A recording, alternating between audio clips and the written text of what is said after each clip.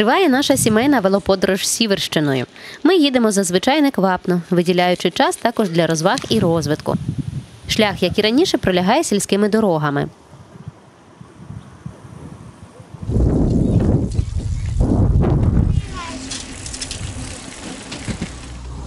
Скоро ми дістаємося однієї з ключових точок нашої подорожі – міста Новгород-Сіверський.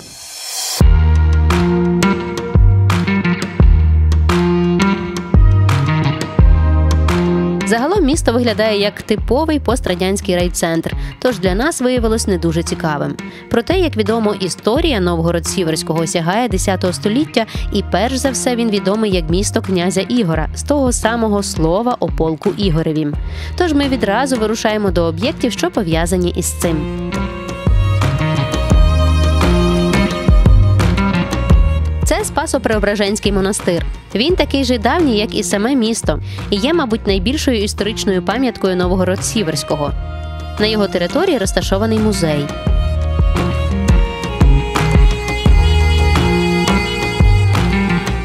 Вхід в цей музей коштує 25 гривень з дорослого, а дітки безкоштовно. Там, щоправда, нам сказали, якщо ми захочемо на оглядовий майданчик на горі, то ще додаткова буде плата.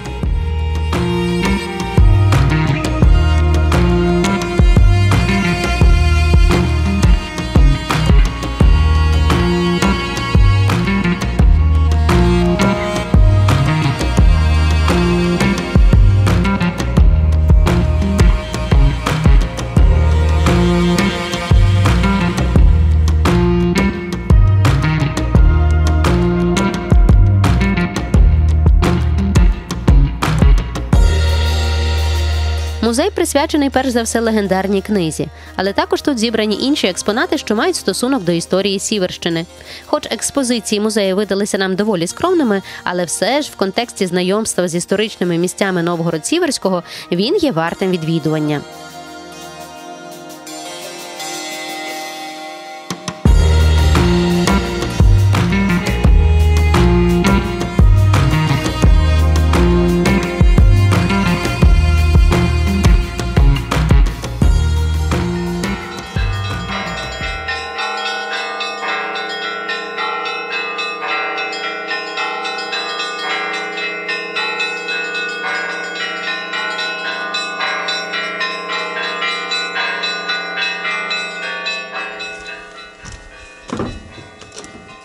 Дивись, тато.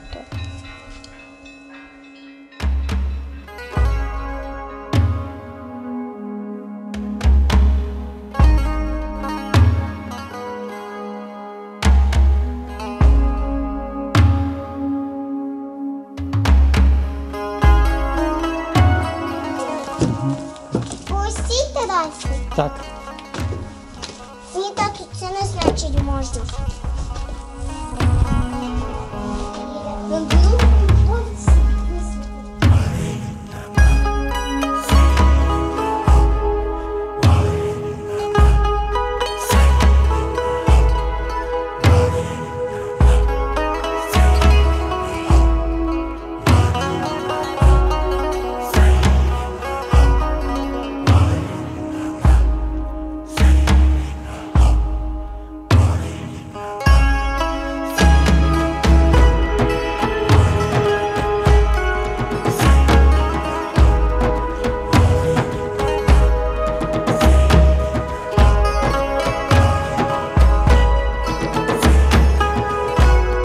Спасо-Преображенський монастир, як історична частина Новгород-Сіверського, нам справді сподобався. Він є одним з найдавніших і найбільших монастирів-фортець, що збереглися в Україні. Звісно, за свою тисячолітню історію він чимало змінювався, але все ж залишається місцем, де можна відчути подих давньоруських часів.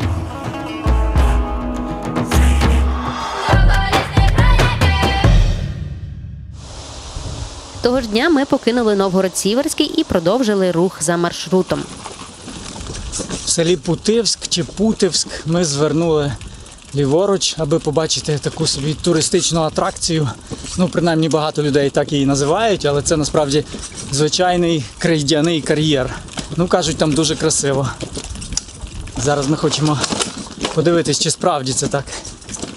А ось і він.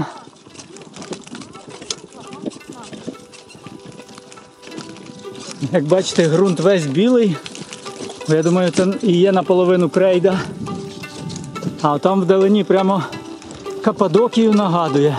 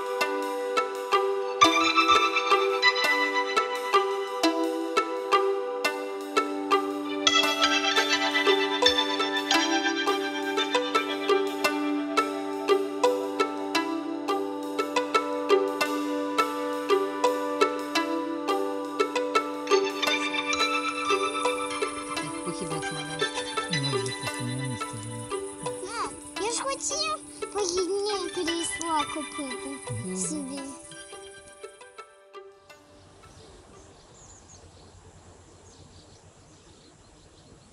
Місце справді виявилось доволі милим, красивим. І я б сказав, воно варте того, щоб принаймні тут заночувати, як це зробили ми. Зранку ще такий туман, дуже несподівано. Вперше за всю подорож такий туман.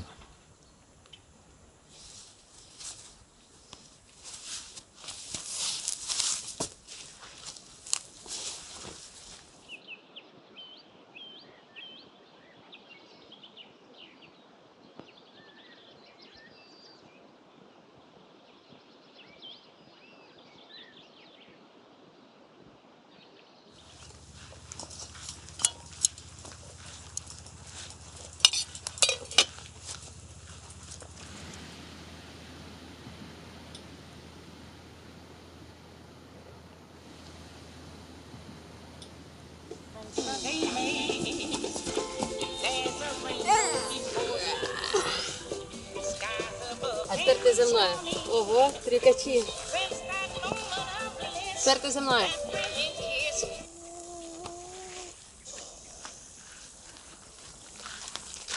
Що приємно, як ми помітили, тут дуже мало сміття, воно майже відсутнє, я б сказав. З огляду на те, що це вважається все ж таки туристичною атракцією, тут доволі багато людей ми зустрічаємо. І, як я розумію, кожної ночі хтось тут ночує, то це приємно усвідомлювати, що тут є дві версії. Перша, що прибирають щодня прибиральники, вивозять мішками, а другий варіант, що свідомі люди тут відпочивають і не смітять. Мені дуже хотілося б вірити, що все ж таки правдивою є друга версія. А кухню ви теж возите з собою? Так. Вау! Мотоцикліст Олександр – один із кількох людей, котрі також ночували тут. Достанеш до керма? Далі їздили на ньому. Та по Україні крутимо. Туди клац, сюди клац. Ні, краще не треба, Марко. Хай пробує. Так, якщо він оце вімкнув передачу, то він заводиться і зразу їде? Не заведеться.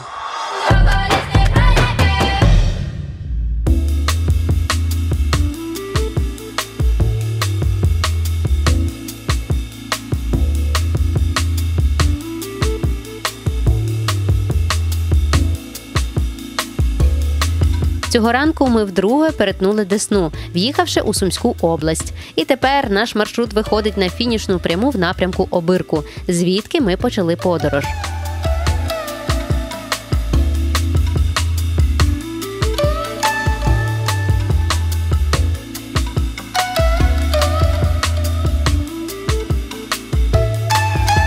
Саме на цьому відрізку найбільше дошкуляла жахлива якість доріг.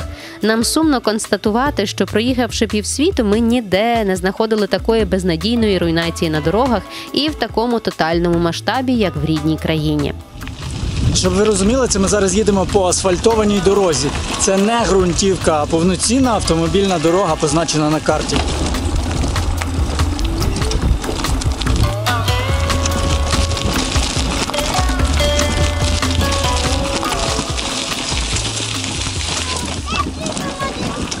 А ще й вон трактор.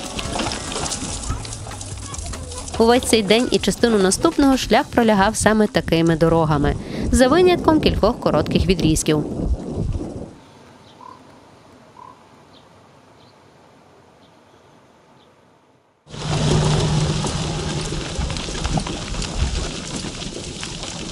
Ось добігає завершення наша мандрівка, ми вже доїжджаємо до Коропа, а ще потім якихось 35 кілометрів і вже буде Обирок.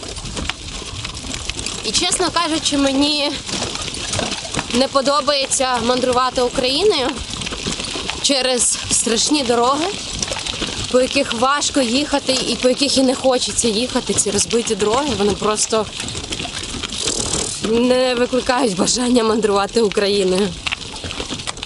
Друга причина, через яку мені не подобається мандрувати Україною, це брак хороших продуктів у магазинах в селах. Ми не споживаємо консерви і всякі там печеньки і тому подібне. Але цього завалом. Вчора в одному з магазинів я хотіла купити питну негазовану воду, на що мені відповіли, в нас такого продукту немає. Але пиво є в великих кількостях. І третя причина – це п'яні чорні обличчя по селах. Це теж така страшна картина. Ну, коли ти це все вкупі бачиш, то такі, навіщо себе так пригнічувати і їхати по ось такому? Господи, помилуй. Ну, це просто жесть. Вже руки просто болять. Трясе все.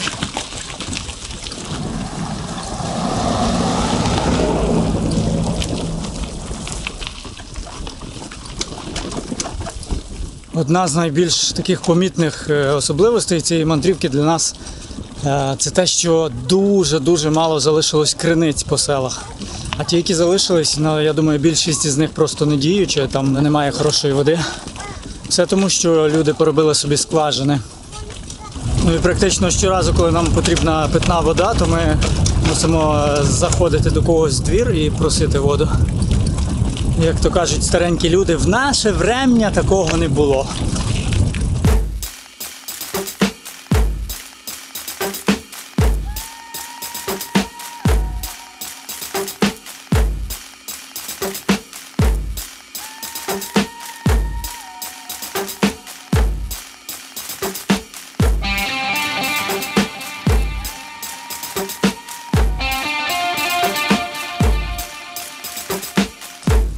Добрий день.